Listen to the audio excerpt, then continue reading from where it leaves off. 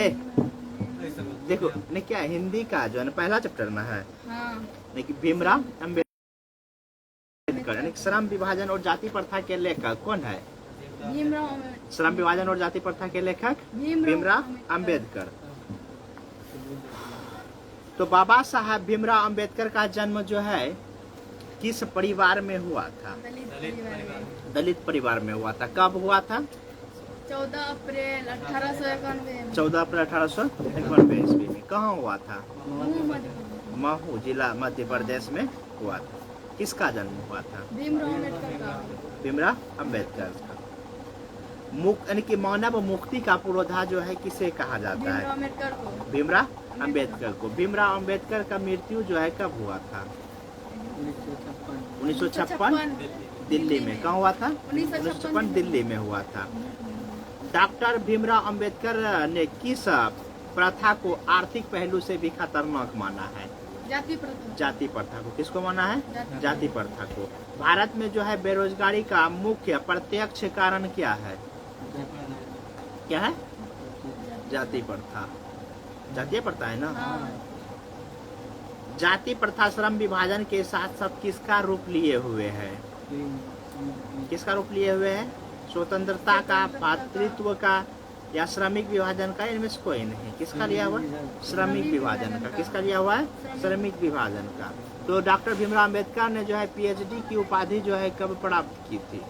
Doctor Bhimrao Ambedkar PhD की उपाधि कब प्राप्त की थी? पहला ऑप्शन में है 1920, 1918, 1916 और 1914। कब किया था? 1916 में किया था। कब किया था? 1916 में। आधुनिक मनु का यानी कि आधुनिक मनु जो है किसे कहा गया है? भीमराव अम्बेडकर को। The custom in India there mechanism किसकी रचना है? भीमराव अम्बेडकर की। भीमराव अम्बेडकर की रचना। डॉक्टर भीमराव अम्बेडकर की माता का नाम क्या था? भीमाबाई। क्या? भीमाबाई। भीमाबाई सकपाल। और पिता का नाम? रामजी सकपाल। जाति प्रथा किस प्रकार का श्रम विभाजन है? जाति प्रथा जो है किस प्रकार का श्रम विभाजन है? ऑप्शन है अस्वाभाविक, प्राकृतिक, स्वाभाविक या संवैधानिक। बुद्धा एंड हिल धम्मों के लेखक कौन है? भीमराव अम्बेडकर। श्रम विभाजन और जाति प्रथा शीर्षक किनके द्वारा हिंदी में रूपांतरित किया? हिंदी में जो रूपांतरित किया है कौन किया है श्रम विभाजन को? नहीं, वो तो भीमराव अम्बेडकर को हिंदी में जो रूपांतरित किया है ललई सिंह यादव। कौन किया है? ललई सिंह यादव। तो आधुनिक सभ्य समाज कार्य कुशलता के लिए आवश्यक मानता है? किसको आवश्यक मानता है? तो श्रम विभाजन को। किसको मानता है आवश्यक? श्रम विभाजन को।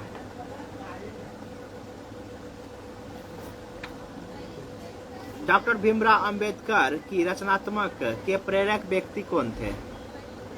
ज्योतिबा फुले। कौन थे? ज्योतिबा फुले। नहीं, ज्योतिबा फुले थे। सेन साहब की पांचों लड़कियां कैसी थी?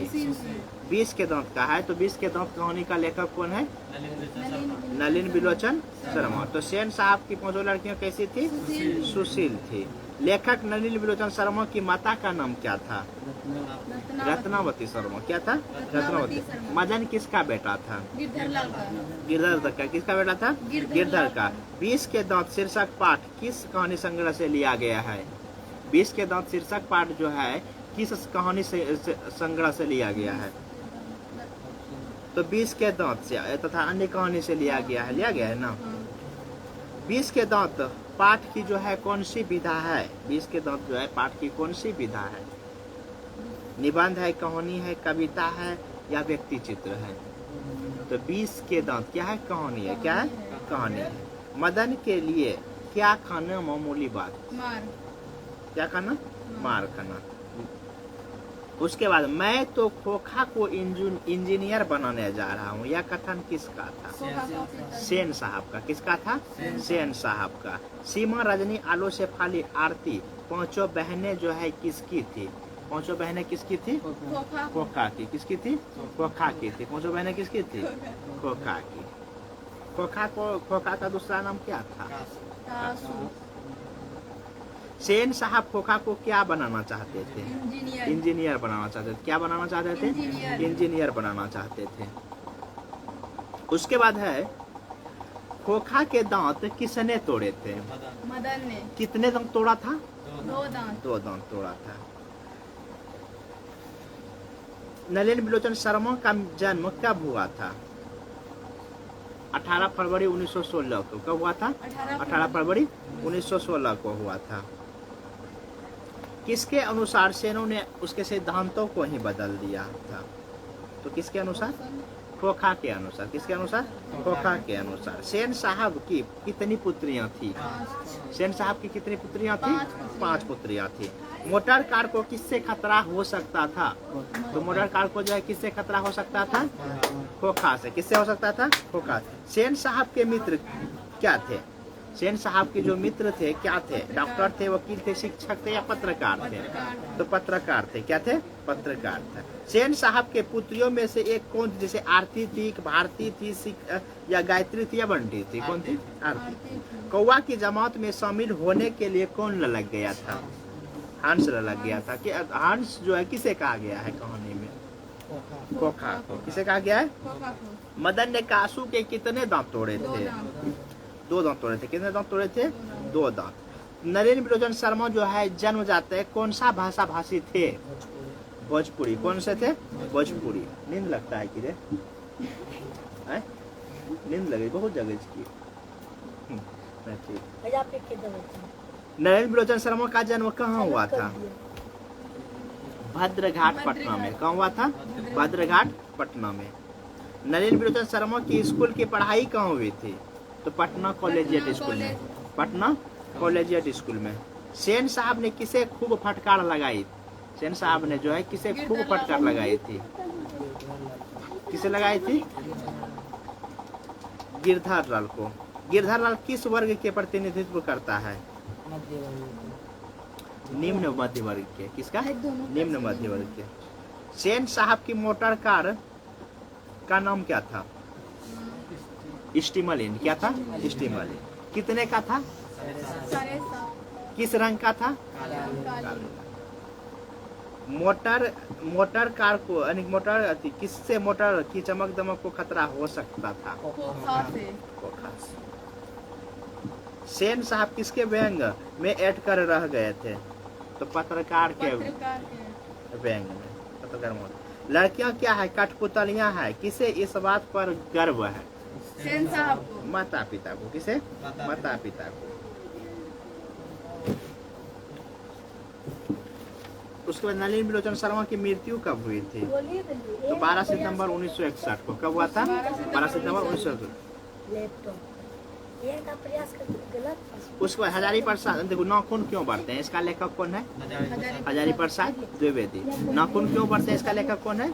हजारी प्रसाद द्विवेदी। बताओ हजारी प्रसाद द्विवेदी का जन्म कब हुआ था? तो 1907 ईस्वी में हुआ था। कब हुआ था? 1907 ईस्वी में।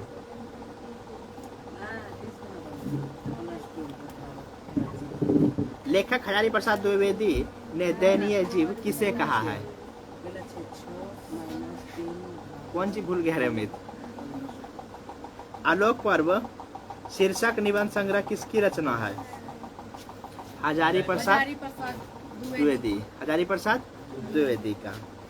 नाखून का बढ़ना किसका परिणाम है? नाखून का बढ़ना जो है किसका परिणाम है?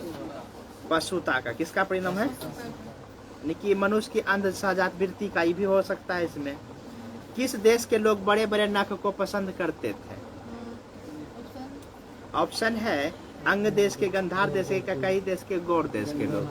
गौड़ देश के लोग। कौन? गौड़ देश के लोग पसंद करते थे।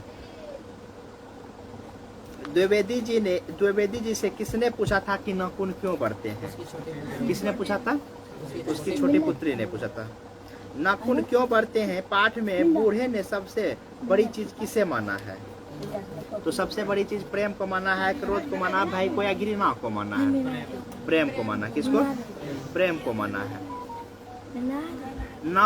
कौन नाखून को जिलाया जा रहा है? कौन नाखून को जो जिलाया जा रहा है? प्रकृति जो है नाखून को। मनुष्य सोचता है कि नाखून काटिए लेबै, लेकिन प्रकृति क्या करता है, नाखून को भुलाया जा रहा है ना, प्रकृति नाखून जिलाया जा रहा है।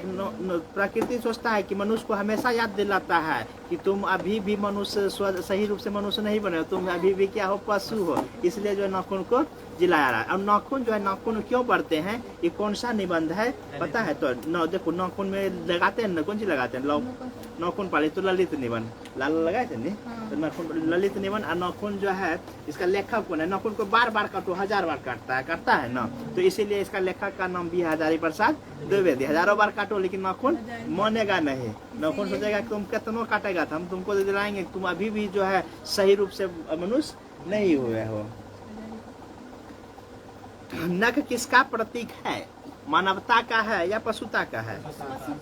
देखो मनुष्य को नाखून की जरूरत कब थी, अब तो है, अब तो इतना हथियार ही हो गया है कि मनुष्य को तो नाखून का जरूरत नहीं है। पहले नाखून की जरूरत थी, पहले नाखून की जरूरत थी, मनुष्य को जो है नाखून का जरूरत था, पहले हथियार नहीं था। कितने वर्ष पहले जो है भारतवासी नाखून को जो है जम के संभालते थे? कितने वर्ष? 2000 वर्ष पहले, 200 वर्ष नहीं पहले, 2000 वर्ष पहले जो है भारत के लोग जो है नाखून को जम के संभालते थे। नाखून क्यों बढ़ते हैं, निबंध में लेखक ने किस बूढ़े का जिक्र किया है?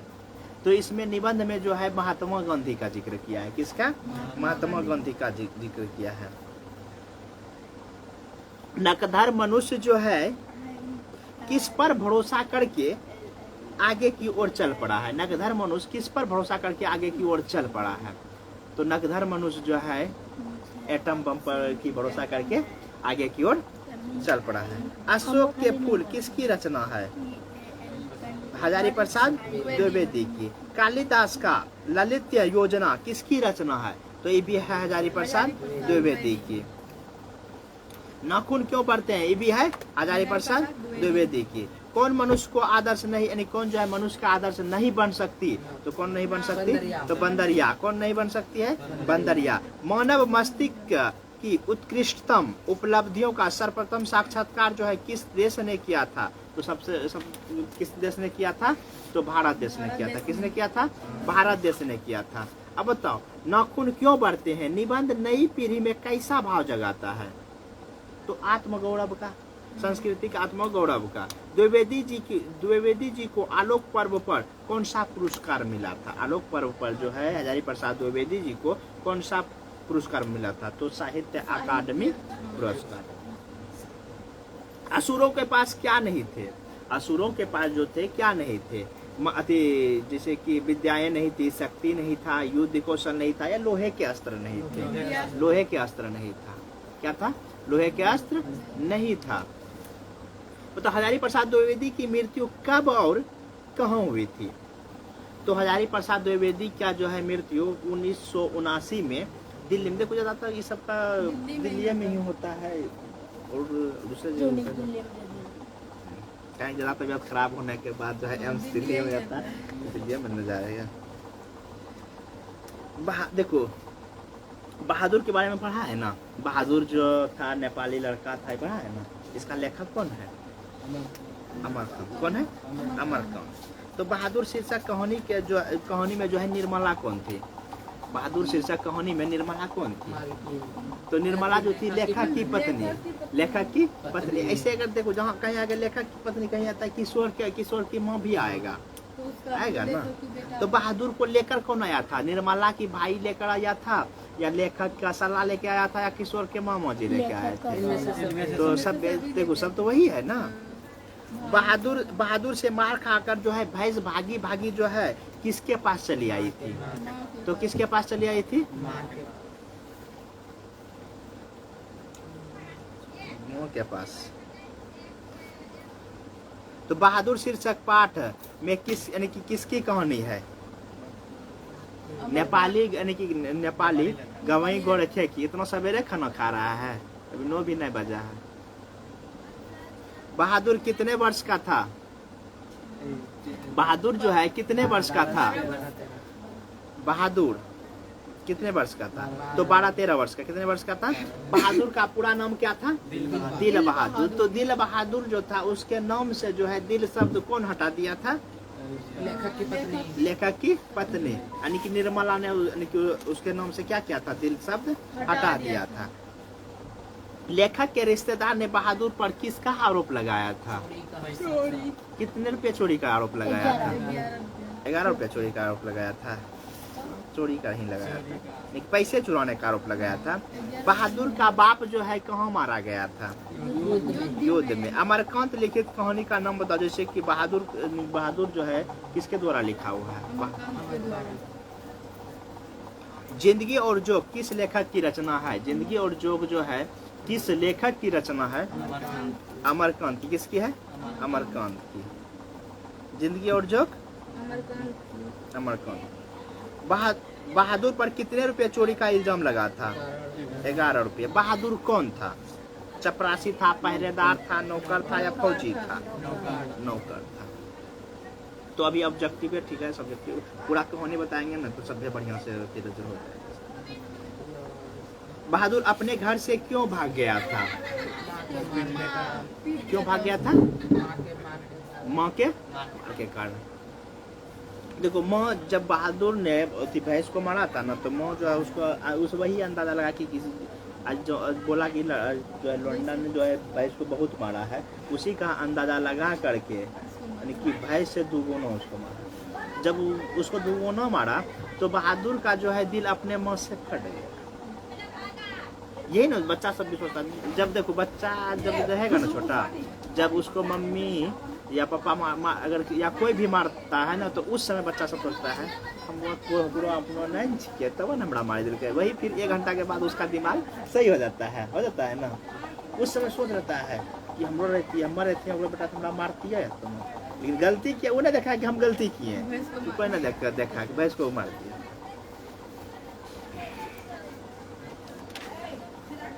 बता, बहादुर की माँ स्वाभावता जो है कैसी थी? शांत थी या गुस्सैल थी? क्या थी? गुस्सैल थी। अमरकांत ने इंटरमीडिएट जो है कब किया था? तो 1947 में किया था। कब किया था? 1947 में। हमारा देश कब आजाद हुआ था? 1947 में। और बांग्लादेश कब आजाद हुआ था? 1971 में। और श्रीलंका कब आजाद हुआ था? 1948 में। आकाश पक्षी किस विद्या की रचना है? किस विद्या की रचना है? विधा की रचना है तो है उपन्यास। क्या है? उपन्यास। जिसे अभी के बहादुर जो है, बहादुर पर चोरी का इल्जाम किसने लगाया था? लेखक के रिश्तेदार भी बोल सकते हैं, या लेखक के अतिथि भी। अतिथि का मतलब वही रिश्तेदार ही होता है। बहादुर घर से चलते समय कितनी राशि लेकर चला था? 2 रुपये। कहाँ से लिया था राशि? माँ के घड़ा से। माँ के घड़े से नहीं लिया था। अमरकांत का जन्म कहाँ हुआ था? तो अमरकांत का जन्म बलिया उत्तर प्रदेश में हुआ था। कहाँ हुआ था? बलिया उत्तर प्रदेश में हुआ था। कहानी में लेखक अमरकांत का जन्म जो है बलिया कब हुआ था? तो 1925 ईस्वी में हुआ। कब हुआ था? 1925 में। लेखक के घर में किसकी नितांत आवश्यकता थी? किसकी थी? नौकर की थी। कहा कि उसका जितने भी रिश्तेदार थे सबके यहाँ नौकर थे। जब वो अपने घर गया, उसका बड़ा भाई, छोटा भाई, सबके पास नौकर था। तब लेखक भी सोचने लगा और निर्मला भी सोचने लगी, जब सबके पास नौकर है तो मेरे पास क्यों नहीं, तो मेरे पास भी होना चाहिए। यही ना सोचा। तब लेखक का सलाह जो है बहादुर को लेके आया था। अमरकांत की रचना देखो फिर क्या है? कुहासा जो है किसकी यानी कुहासा कहानी का जो रचना किसने किया था? तो अमरकांत ने किया था। किसने किया था? अमरकांत ने किया था। और पढ़ेगा, टाइम कितना हो गया? डे टाइम अब छोड़ देते हैं, अब काम कर लेते हैं इसको।